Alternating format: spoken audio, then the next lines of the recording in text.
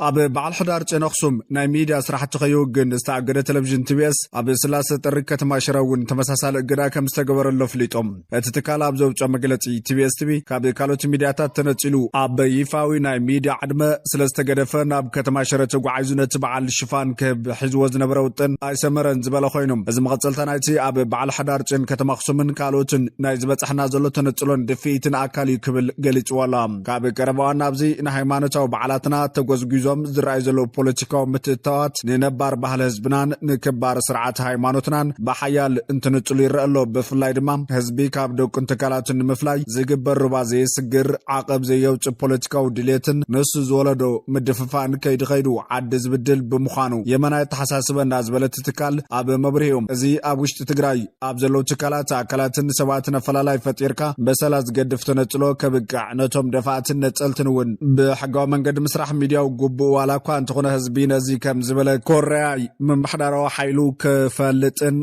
كقالوسن مغبار دما غززي هبوانين يلولا اسعيبو دما تግራይ ገጢም ዋዘሎ ጸገም ማይኮነን ተደፋፊ ኻን ተነጻጽል ካን ሓደ ኮይንካ ውንጋደ ምዃኑን አመን ይኹን እንበር ዘይተማሐድሮ ትካል ብምኽዋል ዘይትደሊ ሐሳብ ብምቕባር እትቃወም አካል ብምንቋር ወዘተ ዝግበር ፖለቲካው ስልቲ ሓደዋንን ዘበንን ይሰርሕ ኳን ተነይሩም እዚ ዘመን እዚ ግን ከምዚ ዝበለ ፖለቲካው ንሽተይነት ዝጠልብ ዘበን አይኮነን مدرخ تغيري وان تغيري دحر مبال بفلا هيمانوتاو بعلات بز تفطرلهم حمرتاو تفطرو اتا هيمانوتاوي بز طلبو بحري سرعات اكبابرو بزدل يغبري كوتاس هيمانوتاو سرعاتن منفساوي تحسون حيزو خبر يزغبا نزيب علزي تغزغزكا زغبرو القاون غجلاون وسانتات كيد خيد واغا زخفلو نتنصلاين دفاين حيليو از تدمير دما حزبي مسدقون تكالاتن كيراخب غيرو عدي يطف بمال املاخچلام ابز حلفه زباررنبر استوار رعدا يبولن إلنا نيرنا زبالة تلفزيون TBS أب مبرهيوم زدفع انبر استدفع عدا يبولن زدفع يخصص زبدل يفرد كابزو تاي حدا تكالي خنو الكاسب أب تاستفتر الله استسرح الله استقاد للان نتشبغا كبل بزعمنو لمنقدي أب تازك على سلان عدي كابريقا مسلاتو كندس كان قواني خان بوليتيكا يسرح لهم مالت بوليتيكا ونشتين نتيو كبل لافلت علام بزقات أمز تكالنا نزحل فغلت عمتات بكبير بوليتيكا ونكتباون تغطو خينو بيهراو أجنداتات تقراي قوليهم كوتو زي تسمع دمصታት ትግራይ ክድመጹ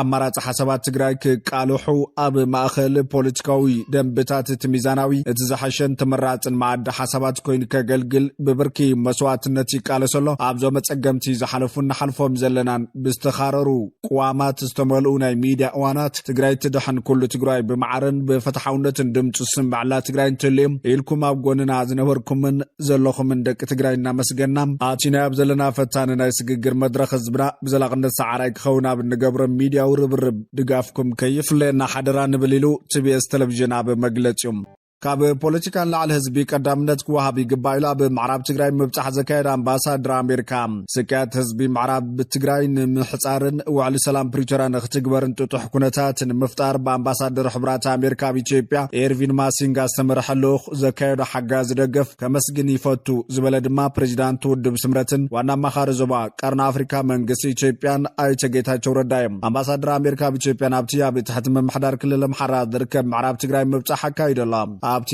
ንክልተ ዓመት ዝቐጸለ ደማዊ ኩናት ትግራይ ብኣማይ ተሻሕ ዝቑጸሩ ተጋሩ ተፈናቐልቲ ካብቲ ዞባ ናብ ማእኸለቲ ክልልን ሱዳንን ከም ዝሃደሙ ይፍለጥ እዮም ኣብዚ እዋን እዚ ኣብ መቐለ ዝርከብዎም ቦታታት ኣብ ማዓስከራት ተመዛበልቲ ተዓቂቦም ናብ መረበቶም ዝምለሱሉ ዕድል ክረኽቡ ዝጽበየሎም እቶም ንዝሓለፉ 5 ዓመታት ኣብ መዕቆቢ ተመዛበልቲ ኣብ ዝተቐደደ ኬንዳ ፀሓይን ቁርን እናተባረዮም ኣብ ዘስካሕካ ኩነታት ዝርከቡ ተፈናቐልቲ ብመሰረት እቲ ነቲ ኩናት ደው ዘበለ ስምምዕ ሰላም ፕሪቶሪያ ውሕስነት ዋሂቦም ናቦቶም ክምለሱም ዝጠልቦም ናይ ኢትዮጵያ ውሽጣዊ ግጭታት ነባር ፍታሕ ተግባራዊ ብምግባር ኣብ ውሽጢ ተመዛበሉ ሰባት ናብ መረበቶም ብምምላስ ንህዝቢ ቀዳምነት ማህብ ግዝኡ ክብል እቲ ኣሜሪካዊ ኣምባሳደር ጸዊዓላ ግዳያት ግጭት ዝኾኑ ቆልዑ ናብ ቤት ትምህርቲ ክምለሱ ምርግጋጽን ኣገልግሎት ጥዕና ከም ዝረኽቡ ብምግባርን ወሳኒ ምዃኑ እውን ጠቒሶም ብሽምዓት ቃልሲ ዝግበር ሕጊ ኣልቦነት ክቋረጽ ከም ዝበለውን እቲ ብኤምባሲ ኣሜሪካ ብአዲስ ኣበባ ዝወፀ ሓበሬታ ይጠቅስ ናብታ ከተማ ኣብ ዝኣተወሉ ድሙቕ ኣቀባብላ ከም ዝተገብረሉ ዝገለጸት ኣሜሪካዊ ዲፕሎማሰኛ ኣብ ዘሎ ህዝቢ ዝገጥሞ ዘሎ ቡድሆታት ብቐጥታ ክዕዘብ ክኢለ ኢሎም ዝዓነው ትሕቲ ቅርጽታት ድሩት ኣገልግሎታት ጥዕናን ስእነት መሰረታዊ ኣገልግሎታት ናብ ላዕሊ ህይወት ነበርቲ ኣሉታዊ ጸቕጢ ይፈጥር ምህላው ረድዮም ተመዛበልቲ ናብ ቦቶም ናይ ምምላስ መስርሕ ብኢትዮጵያ ዝምራሕ ክኸውን ሃገሩ ከም እትድግፍ ድማ እቲ ኣምባሳደር ኣፍሊጦም ተመዛበልቲ ብውሕስነትን ክብረትን ንምምላስ ብውልቂ ዝውስንሉ ብኢትዮጵያ ዝምራሕን ብሕብራት ሃገራት ዝድገፍን መስርሕ ኣሜሪካ ትድግፉ ኢሎም ኩሎም ወገናት ላዕሊ ፖለቲካ ንህዝቢ ብምቕዳም ህዝቢ ፖለቲካዊ መጻኢኡ ኣብ ዝጥዕም እዋን ክወስን ክገድፍዎን ምሕፀን ድማ ኢሎም ክልል ኣምሓራት ማእኸሉ ሕሞራ ዝኾነ ዞባ ምዕራብ ትግራይ ናብ ካልኦት ዞባታት ዘለዉ ገለ ከባቢታትን ፈለማ ክልላት እቲ ሃገር ኣብ ዝቖመሉ ብሓይሊ ዝተወሰደ ብምባል ናይ ይግበር ንሕቶ ከም ዘቕርቡ ይፍለጥ እዮም ኣብቲ ሓይልታት ፀጥታን ዕጡቓት ፋኖ ናይቲ ክልል ከምኡውን ሓይልታት ኤርትራ ዝተሳተፉሉ ኣንጻር ትግራይ ዘቕንዐ ፅንተታዊ ኩናት ብሓይሊ ነቲ መሬት ብምቁፅጻር ንልዕሊ 5 ዓመታት ሰመዚ ክልል ኣምሓራ የመሓድርዎ ኣሎ እቲ ጉዳይ ድሕሪ ስምምዕ ፕሪቶርያ ብመንጎ ፌደራላዊ መንግስትን ብሕወሓት ዝምራሕ ጊዜያዊ ምምሕዳር ትግራይን ቀጻሊ ምሰሓብን ውጥጥን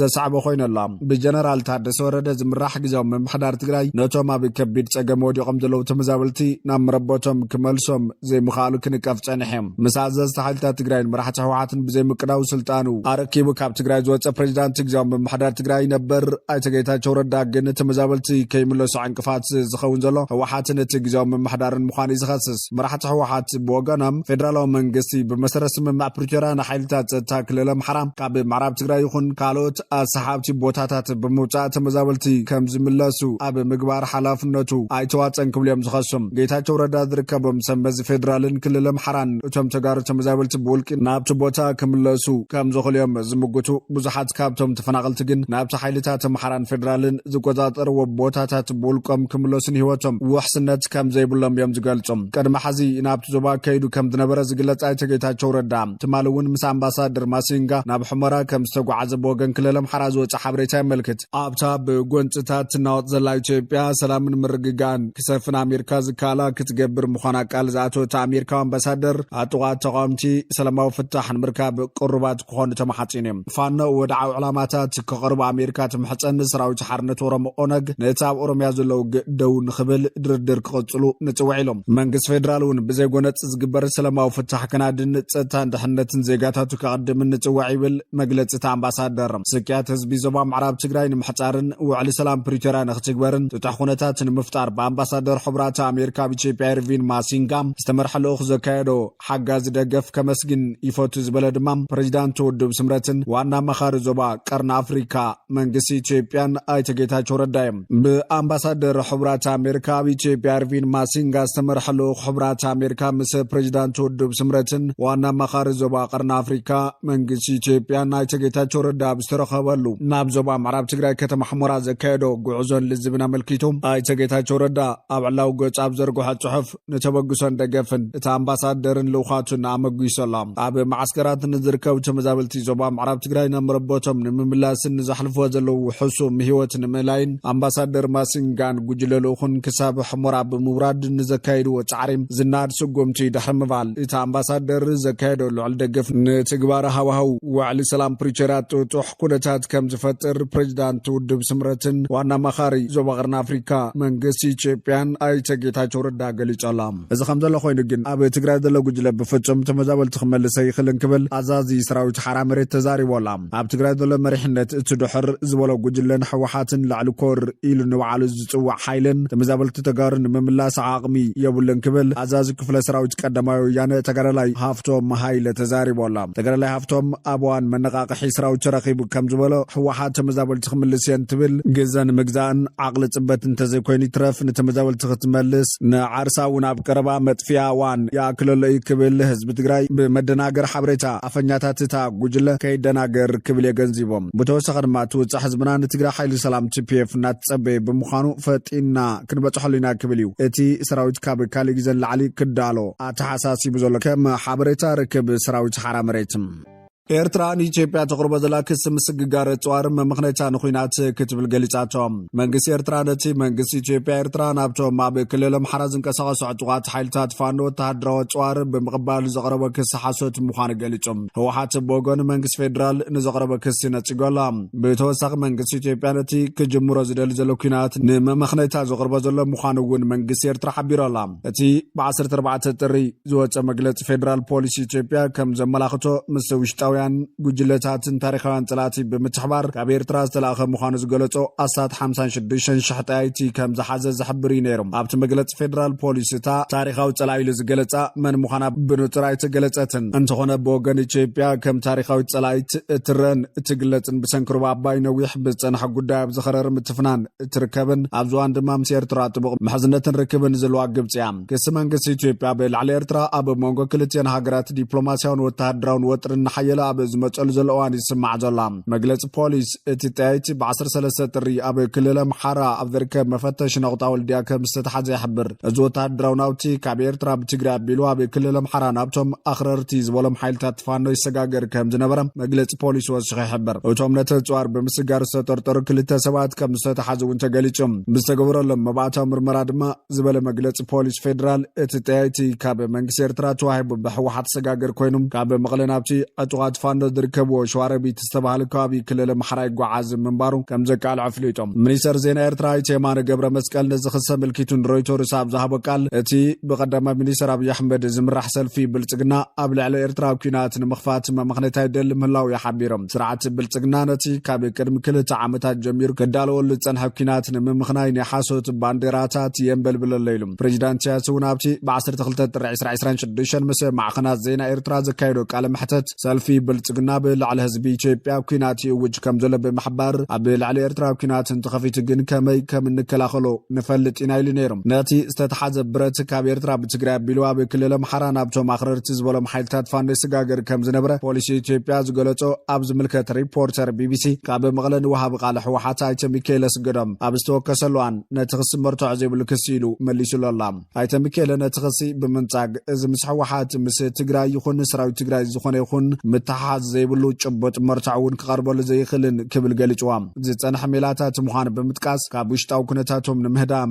ኣጀንዳ ንምፍጣር በቲ ካልእ ወገን ድማ ነቲ ብመሰረት ውዕሊ ፕሪቶርያ ዘይገበርዎ ጉባኣት ንመምኽነይ ዘቕርብዎ እዩ ክብል ይነጽጎም ኣብ መንጎ ኢትዮጵያን ኤርትራን ዘሎ ወጥሪ ካብ ዘጓሃር ሓደ ቀንዲ ጉዳይ ቀዳማይ ሚኒስተር ኣብይ ኣሕመድ ዝርከቦም ዝተፈላለዩ ላዕለዎትን ማእኸሎትን ሰበስልጣን ኣዲስ ኣበባ ጉዳይ ዋንነት ኣፍ ደገ ባሕሪ ብዝተፈላለዩ ትረኻን ምጉትን ከልዕልዎ ምጽናሖም እዮም መግለጽታት ኢትዮጵያ ካብ ተጠቃምነት ናብ ዋንነት ካብ ሓሊፉን ወተሃደራዊ ህላዊ ክሳብ ብምውሓስ ናብ ዝብል ከዓቢ ማዕረ ማዕሪኡ ድማ ንኤርትራ ብምትእታውን ንዕጡቓት ተቋምቲ ብምድጋፍን ዘቕርብ ክስታት ብተደጋጋሚ ይስማዕ እዩ ኣብ ዝሓለፈ ሓዳር ሚኒስተር ጉዳያት ወጻኢ ኢትዮጵያ ጊድዮን ጢሞቴዎስ ኣብ ትሆርን ሪቪውን ዩኒቨርሲቲ ኣዲስ ኣበባ ብሓባር ዝዳለዎ መድረኽ ኤርትራ ብቅርኒ ኣፍሪካ ዘይምርግጋእ ካብ ዘስዕብ ንጥፈታት ክትቆጠብ ክብል ንማሕበረሰብ ዓለም ሓቲቱ ምንባር ይዝከር እቲ ሚኒስተር ንመንግስቲ ኤርትራ ካብታ ብላዕሊ ኢትዮጵያን ዞባን ዝኽተሎ ዘሎ ጉጊ ፖሊስ ኸብጽዎ ናብ ብሩህን ምትሕባርን ዘለዎ መጻኢ ዝዓለመ ስጉምታት ክወስድ ከተባብዕዎ ክብል ጸዊዕ ነይሮም ኣብቲ እዋን ንዝቐረበ ተመሳሳሊ ክሲ እውን ሚኒስተር የማነ ገብረ መስቀል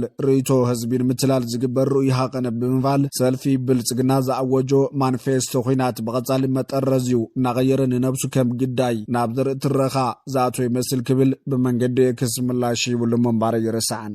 ኣመኻሪ ቀዳማይ ሚኒስተር ኢትዮጵያ በመገሻ ዝነበረሉ እዋን ከም ዝመተ ተገሊጾም ንላዕለዎት ትካላት ትምህርቲ ኢትዮጵያ ዝመርሐ ናብ ዓውዲ ፊዚክስ ርኡይ ኣሰር ዝገደፈን ፕሬዚዳንት ዩኒቨርሲቲ ደንቢ ዴሎ ነበር ዶክተር ለታ ተስፋይ ኣብ ኣሜሪካ ዝርከብ ሆቴል ሞይቱ ከም ዝተረኸበ ጸብጻባት የመላኽቶም ዶክተር ለታ ሳልሳይ ዶክትሬት ክረክብ ኣብ ኣሜሪካ ከም ዝነበረ ይግለጽ ይኹን እምበር ስነ ስርዓት ምረቓ ብሃንቀውታ እናተጸበ ኣብ ዝነበረሉ እዋን ኣብቲ ዝሓደረሉ ሆቴል ደቂሱ እንከሎ ሃንደበት ሞይቱ ተረኺቡ ኣሎ ዶክተር ለታ ተስፋይ ካብ ሰነ